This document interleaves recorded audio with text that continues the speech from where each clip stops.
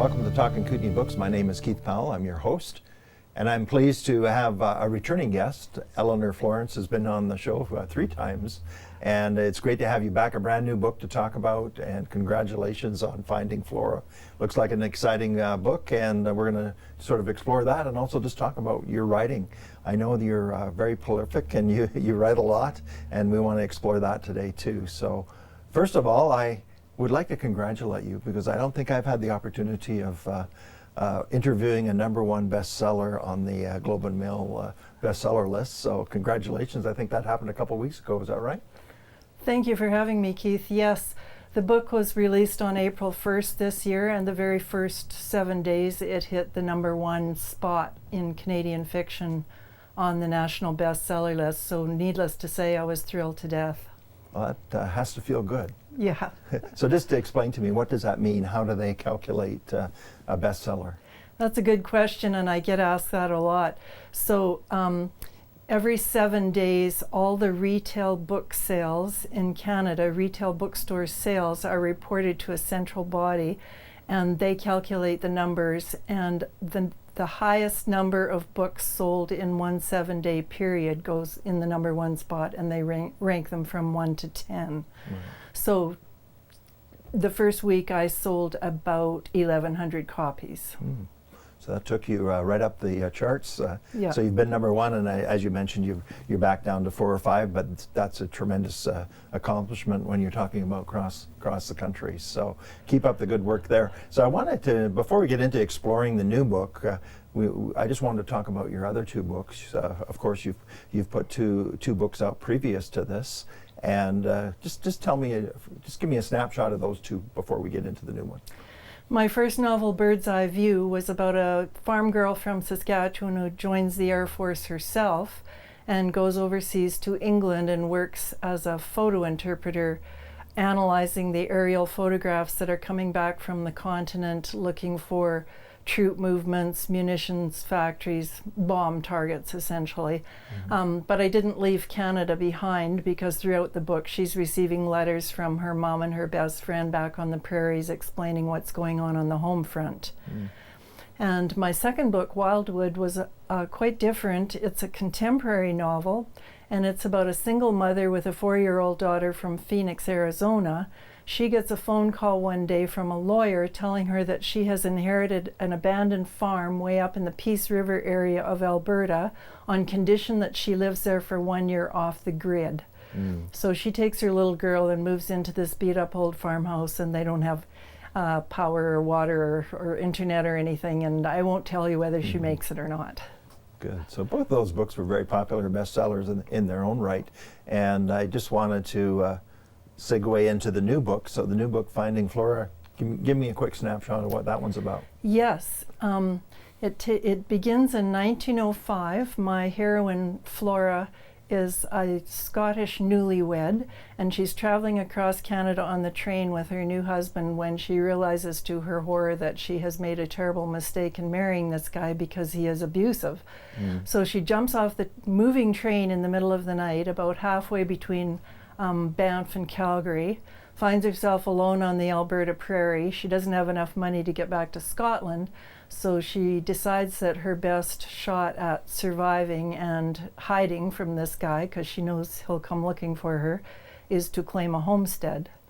So she makes her way to the Red Deer Land Titles Office and claims 160 acres east of Lacombe, near the village of Alex. Right. So that in itself is a bit of a story, in that that was unusual for that period, right? Yes, in fact, I had to find a legal loophole for Flora to claim a homestead, because interestingly, I was shocked and amazed to find that single women in Canada were never allowed to claim a free homestead, unlike south of the border.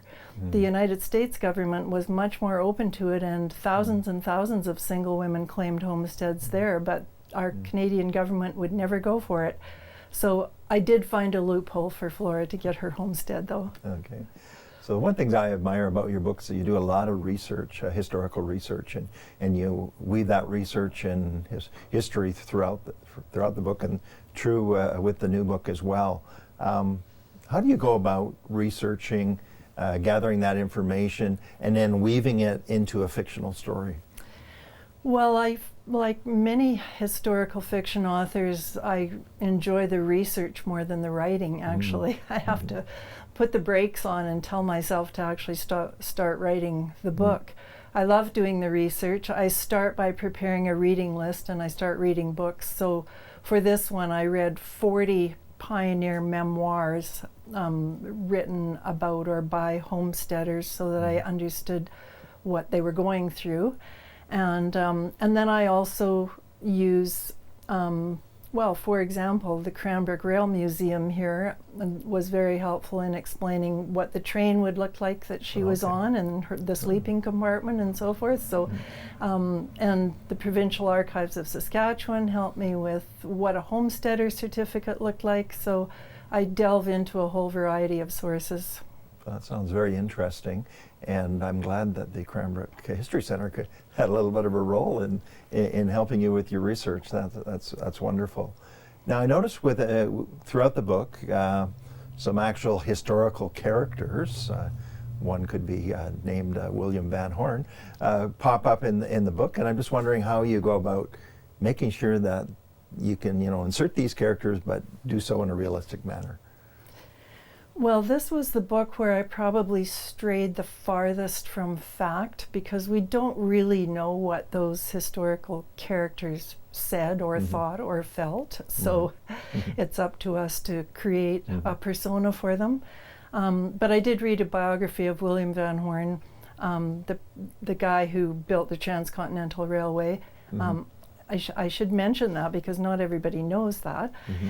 He was a magnificent character in his own right, just an amazing visionary. So I really wanted to use him in the book. And I also wanted to use the character of Alex Westhead. The village of Alex is named after her, and she was the first white woman in the area, and she was quite a character too. And the reason I chose that setting for the book is because I ran across a very interesting untold rumor about the naming of Alex, Alberta, kind of a salacious rumor, but I won't tell you what it is because I don't want to spoil the story. Okay, that's interesting. So here's the book that's set in Alex, Alberta. How do you spell Alex? A-L-I-X. Okay, what's the significance of that? That was her nickname. Her real name was Alice Westhead, but she had Germanic heritage, and I-X is the diminutive nickname for children from Germany, so they shortened it to Alex. Okay, good. So when you sit down and work on a project like this, how do you pull all those historical facts and characters and so forth together and then meld it into your fictional story? What kind of process do you follow? Well, I have a different folder on my desktop, one called landscape, one for each character, one for weather, one for animals, because there were a lot of animals back then, of course.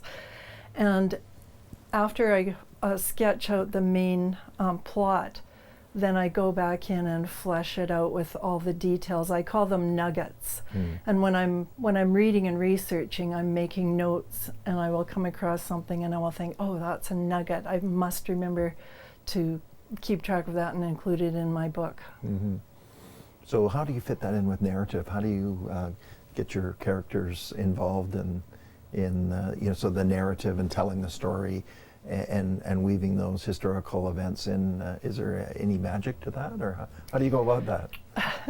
Well, I wouldn't call it magic. It's hard work, I think, because I do like to keep as accurate as possible. So I do have a timeline of events that as they occurred in history, and I like to create my characters as if they were walking through history, rather than, historical fiction is a very broad genre because it can go everywhere from like strictly history to almost fantasy, like the Diana Gabald and the Outlanders series. That's called that's historical fiction, but it also involves time travel.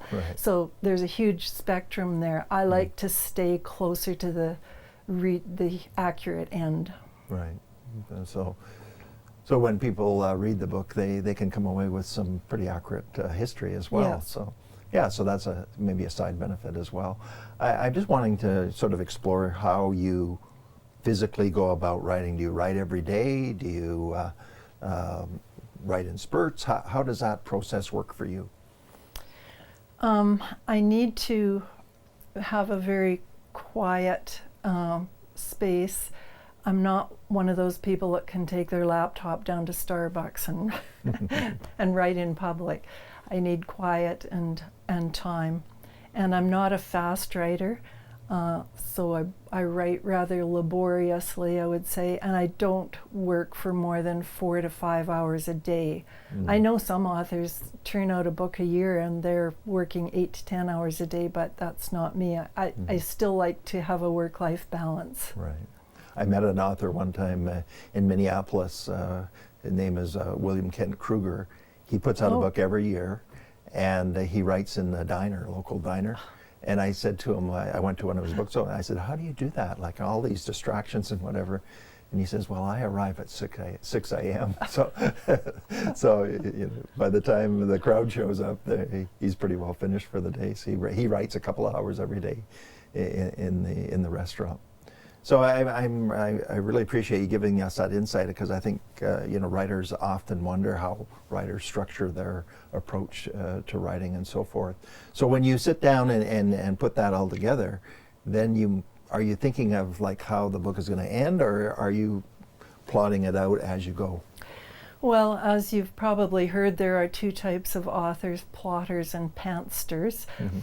Pantsters are those people who write by the seat of their pants. I'm a plotter, and I know how the book is going to end when I start it, and I try to block out the main scenes and the main events throughout the book, and then just plug away at it. Right. So I've seen writers where they have a wall of sticky notes and almost like a graph and so forth. Is that your structure, or are you keeping it all sort of in your mind as you go? I do use the sticky notes, yes. Okay. I know there's all kinds of software now available for that sort of thing, but I have my coffee table and it's completely covered with sticky notes, and I'm rearranging them as I work. Oh, good. Interesting. This book's a little bit different than your first two books, I believe, and correct me if I'm wrong, but a major publisher picked this book up versus the other books. I mean, they were published by someone else as well, but this is, so just tell me about that experience and how that all transpired. Well, I'm very fortunate because my first two books were published by Dundurn Press in Toronto, which is a respectable mid-sized Canadian publisher. But this time around, based on the success I'd had with the first two books, Simon & Schuster offered me a contract, and that really catapulted me into a different sphere altogether. Simon & Schuster is one of the big five, as they call the big five publishers, English language publishers in the world. And they have really gotten behind the book and promoted it widely, and so I owe a lot of my success to them. So tell me how that all transpired. Did you pick up the phone and they said? I pitched the synopsis, just the usual So hard way. work on your part. Yes. Yeah. Okay. And so did you have an assigned editor? Did you work with someone? I did. I had an excellent editor. I had already had the book edited before I submitted it to them, and then they assigned their own editor and tore the whole thing apart, and I rewrote it all again. So it was a lot of editing and changing, but all to the good, I'm happy to say. Right. So let's talk about the visual appeal to the book and the cover design and so forth. So how much input did you have on the cover design? Were you happy with the choices that were made? How did that all go together? Well, they always ask the author for input, but then ignore it, I think. So I did give them some ideas, and then they sent me this cover, and my first reaction was like, that doesn't really scream homesteading to me, because I kind of expected, you know, a woman in a long dress and a log cabin or something that said homesteading. My first two covers were very representational, and this one isn't. However, I fell in love with the cover, honestly, because it is so attractive, and I've had so many readers pick it up and say what a beautiful cover. And it has the gold scroll work on it, which makes it very pretty as well. Yeah, visually very appealing for sure. And you know, in a competitive market, in a bookstore where there's thousands of other books, I'm sure they know what would stand out. Exactly. And design it accordingly. So when it comes to actually putting the book out and distributing it and marketing it and so forth, I know when you know you were working with a smaller press, a lot of that fell on you. Are you still involved in that side of the business as well? Yes, I'm doing a lot of book events and marketing and promotion myself. However, this time around I have a publicist, and her name is Natasha. And so she's the one who sets up my visits to bookstores and does all the scheduling part of it. So that's been really nice. Well, thank her, because she was kind enough to send me one of your advance copies. Okay. So I appreciate that. So tell me about that experience. Do they give you free rein to sort of make suggestions of where you want to promote the book, or Yes. or do they set an agenda, or how does that work? Well, because the publisher is based in Toronto, like all big publishers, they don't know a lot about the Western Canada, and because I've lived in all 4 Western provinces, I'm very familiar with the landscape here. So I was able to tell them where I wanted to go, and then Natasha approached the bookstores and set it up for me. Right. So sounds like you've been busy. Yes. Yeah. Very. So is this ongoing? Will you continue to promote the book going forward as well? I will continue to promote the book as much as I can, although they're already asking me when's the next book going to be ready. So at some point I will have to retreat back into my mountain home and buckle down again. Right. So we're going to explore that towards the end of our interview as well, what the future holds. But I just also want to talk about the fact that, you know, this is your 3rd book, and I just wanted to see is there any differences the way you approach the 3 books? Like, is there something that I mean, what makes this book maybe so much different than the other books, or even what makes it the same? I'm not sure it is that different. I think my sweet spot is a strong Western Canadian heroine who is struggling against insurmountable odds in a historical framework. Even Wildwood, although my heroine was a modern day woman, there was a historical aspect to the book, because in the old house she finds the diary that belonged to her great aunt, and so I'm excerpting what it was like for the original homesteader up there in the Peace River area. That's really what got me interested in homesteading. Okay. So that sort of flowed through to the new book as well. Yes. Yeah. So you're based in Invermere, and give me an idea what your writing studio looks like. Oh, I have a stunning space. I'm sure I'm the envy of every author. I have a beautiful office with windows on 4 sides. I overlook Lake Windermere. The other 3 sides are forest. We live on an acreage. So it really is the perfect writing retreat. So you draw inspiration right from looking out the window. I do. Yeah. The deer come up and look in the window at me, and So let's talk about what does the future hold. You're talking possibly another book. Once you sort of got the writing bug, does it just keep going, or do you have other ideas that you'd like to develop? I really thought this would be my last book, but now I do have an idea for another book, and I don't want to give away my mojo by just telling you what it's about, but you know, the same kind of thing, a strong woman and Western Canadian history. Right. So who do you think your audience is for the new book and the previous books?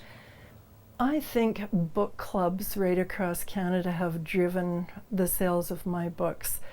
again, it's almost, I've belonged to a book club myself for 30 years, and so this is the sort of book that my club would like to discuss. It's got enough interesting facts about Western Canadian history that there are things to explore and discuss, and my characters are interesting enough to provide some debate. So book clubs. Well, I see you help the effort, because in the back of the book there's 6 or 8 questions that designed to stimulate discussion. So did you put those together, or was that your publisher? I put those together, but in terms of book clubs, I just had an email last week from a book club in Waco, Texas that is reading the book, and they want to Zoom with me. Okay. That is an option for book clubs. I don't want to get overwhelmed, but I do Zoom with book clubs right across Canada and in the US too, when they want me to come and talk about my book in person. Oh, cool. So tell me how that experience goes. Can you explain how that happens? Well, if a club has, the ability, sometimes they all get together in one room and they have a smart TV, and I can Zoom with them all at once. Sometimes it's just a phone call. I've done book clubs where I'm just talking on the phone and they have it on speakerphone. Once they had an iPad, and they got me on the iPad and then set the iPad down on the coffee table so that they could all see me, and I was looking at the ceiling for the whole hour. But generally there's somebody who can set it up technically. Right. So tell me that experience, because I'm wondering, are they asking a lot of questions, or are you reading from the book, or how does that all play out when you're sort of the guest of a book club? I don't usually read from the book. I introduce myself because I find that most readers are more interested in the author than the book. So they want to know about me first, and then I tell them about my inspiration for the book, just as I did with you, and then I entertain questions, and they always have a lot of really interesting questions and observations. One thing about book clubs is no two people see the same thing in a book, so there's always a lot to talk about. Right. So do they ever come up with a question that stumps you? They sometimes have observations that I don't anticipate. I remember this one woman saying, "Oh, I just loved the part where Rose saw the butterfly, and I knew that you put that butterfly in there because a butterfly is a symbol of hope." And I was like, "Oh, yes, okay, I did that," but I didn't really. That was, I could just imagine that would make for an interesting conversation. So again, congratulations on the book and your success with this book. And it, from a writer's standpoint, I think every writer looks to the time when they can sort of sit back and say, "Wow, yeah, people really are enjoying the book," or it's selling well. So that must give you a really warm feeling. Yeah, and I'd like to mention, Keith, that I've also, for the last 11 years now, written a monthly newsletter, and I've never missed a month. And anybody who would like to sign up for it is welcome to visit my website. There's more than you ever wanted to know about me on my website, and a link to sign up for my monthly newsletter there too. And I pride myself on answering every message and every email that I receive. So that's a great way to promote your book, but it's also a great way to communicate your thoughts. And do you find any suggestions that come through that sort of inspire you to continue on, or to maybe develop a new idea? Or I get a lot of book suggestions. People send me the names of the titles of books that they've read and enjoyed, and that's been helpful. Right. So this is like a monthly blog that you do? Yes. Okay. It is a blog, but I call it a newsletter because I hate that word blog. Right. Yeah. And to me, it's an old-fashioned newspaper column. I mean, I was a newspaper reporter, so.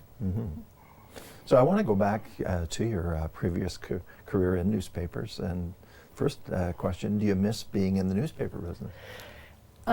I miss knowing everything that's going on in town, because usually the people behind the counter at the newspaper hear it first. So for our viewers that may not know, you started the Columbia Valley Pioneer, and a very successful newspaper based out of Invermere covering the entire Columbia Valley. How long did you own that paper? 6 years. Okay. Mm-hmm. And sort of what was your philosophy when you started that paper?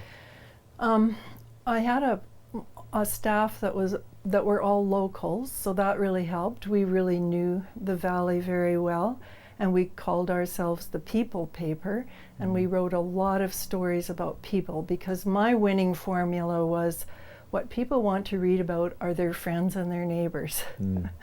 So we went light on, civic affairs, but heavy on people stories and profiles of local people. Right. And history, local history, and people love that too.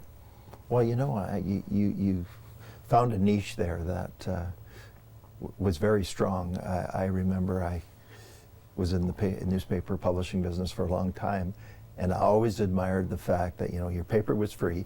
It was usually distributed on racks, so people had to go pick it up. And you'd often see the racks were empty, so you knew people were enjoying what you were publishing and putting out. How did that sort of weekly deadline sort of transfer into writing novels and so forth? Do you see a correlation there? Well, before starting the Pioneer, I had worked for daily newspapers for many years, so I had a daily deadline, so weekly was actually kind of easier. Okay. The biggest transition for me was having to learn how to make stuff up, because as a lifetime journalist, you're told over and over again, don't make stuff up, don't report the facts, you don't know what people are thinking, you only know what they're saying. And then to start writing fiction and actually have to make up stuff that people were saying was very challenging. So let's just transition into just the future again. So you've got an idea. How long does it usually take you to put together a book? Typically maybe book 1, book 2, book 3. Did you tighten the time frame, lengthen it? What does it usually take you to put a book together? Well, this particular book, I think the time frame was lengthened because I kind of lost my way during COVID and gave up there for a few months and then went back to it when things settled down. Maybe I could do it more quickly this time around, I'm not sure, but I would say it takes me a good 2 years, 6 months of research, 6 months of writing, and then I do a ton of revising and editing. I like to revise multiple times, so another 6 months of revisions. And then you have to submit your book to an editor for a structural edit, as they call it, so somebody who's going to look at it and point out the flaws. The next step is a copy editor who actually finds the spelling and grammar mistakes. Hopefully I don't have too many of those.